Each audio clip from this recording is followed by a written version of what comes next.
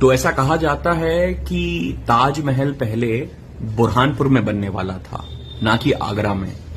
बुरहानपुर एक जगह है मध्य प्रदेश में, जिन लोगों को नहीं पता उनके रेफरेंस के लिए बता रहा हूं। तो बात है 1631 की, 1631 की।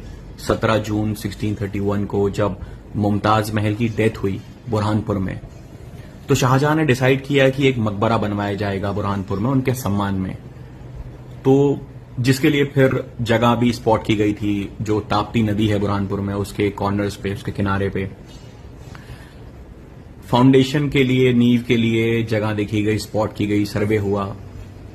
तो जो पहला रीजन था जिसकी वजह से बुरहानपुर में ताजमहल नहीं बना, वो ये था कि बुरहानपुर का मौसम, एक्सपर्ट्स के हिसाब से बुरहानपुर काफी ह्यूमिडिटी वाला जगह है, वहां पर नमी काफी रहती है, जिसकी वजह से संगमरमर जो था, मार्बल्स थे, उसके खराब होने के चांसेस बहुत ज्यादा थे।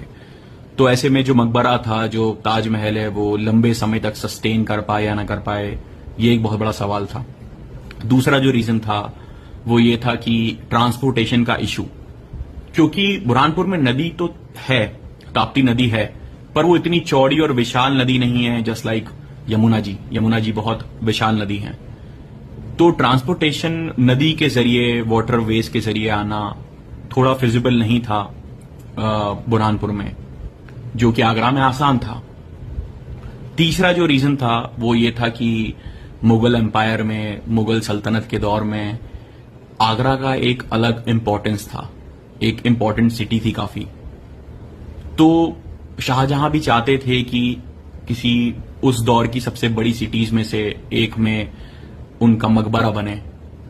चौथा रीजन था जिसकी वजह से बुरहानपुर में ताजमहल नहीं बना, वो ये था कि जितने भी बड़े आर्टिस्ट थे, जितने बड़े आर्किटेक्ट्स थे, जितने बड़े कारीगर थे, वो सारे के सारे आगरा में ही थे उस दौर में।